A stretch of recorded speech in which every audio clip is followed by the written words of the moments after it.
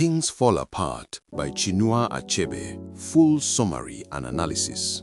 Welcome back to Prose and Perspective, where African stories come alive.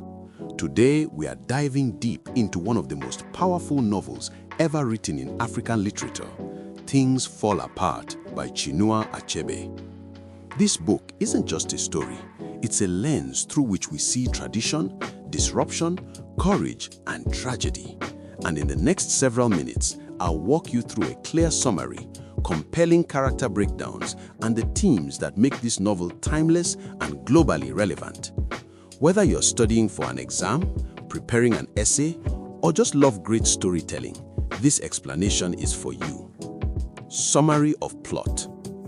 Things Fall Apart is set in the late 1800s in a fictional Igbo village in Nigeria called Umuofia. The story centers on Okonkwo, a respected warrior and farmer whose life is shaped mostly by the fear of weakness, a fear seeded by watching his father, Unoka, die poor and dishonored. Okonkwo is strong, proud, and determined to be nothing like his father. He rises quickly in status through wrestling victories, yam farming, and strict discipline. He has 3 wives and many children, and though he's revered, his relationships are often strained, especially with his son, Nwoye, who he sees as too gentle. Early in the story, the elders decide that a boy named Ikemefuna will live with Okonkwo as part of a political settlement.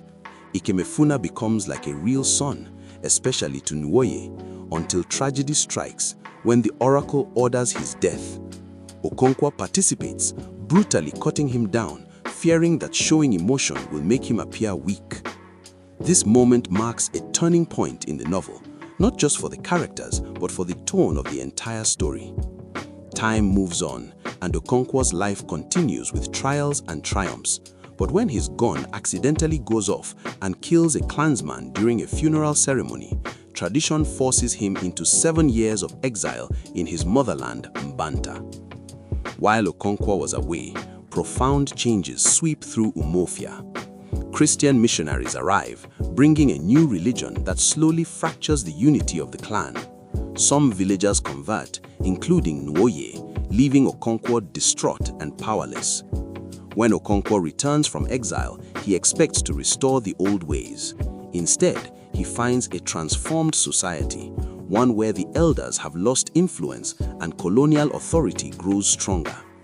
Frustrated and disillusioned, Okonkwo makes a desperate final decision that will seal his fate. Character analysis. Let's talk about the heart of the story, the characters. Okonkwo is complexity in motion. He embodies both admirable strength and tragic rigidity. He is brave, hardworking, and loyal to his people, but he carries a fear of weakness deeper than he ever admits. This fear drives him to actions that ultimately erode the very things he wants to protect. Nwoye, his son, represents the emotional and spiritual conflict within Umuofia.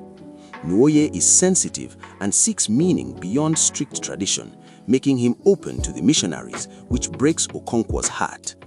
Then we have Ikemefuna, the boy who becomes his son and then a symbol of sacrifice.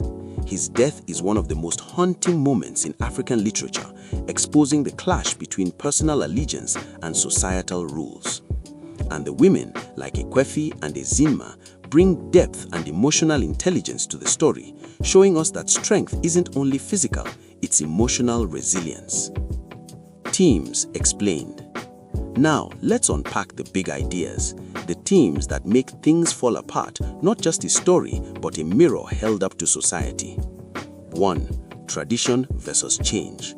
The novel shows us how cultural values can unite a society, but also how rigid adherence to tradition can blind people to new realities.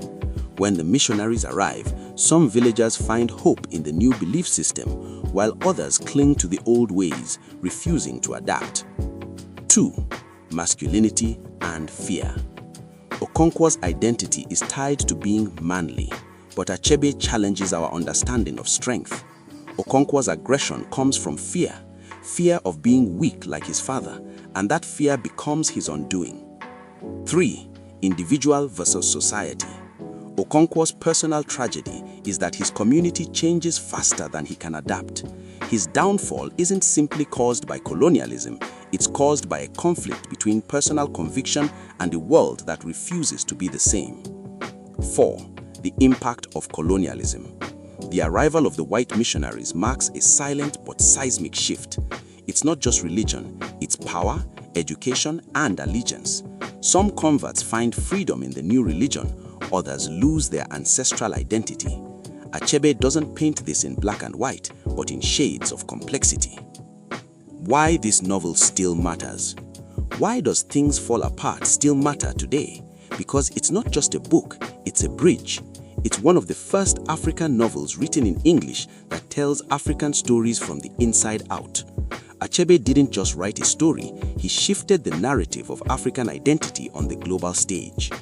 This book teaches us that culture is living, not static, that change is inevitable but painful, and that strength without flexibility can crumble.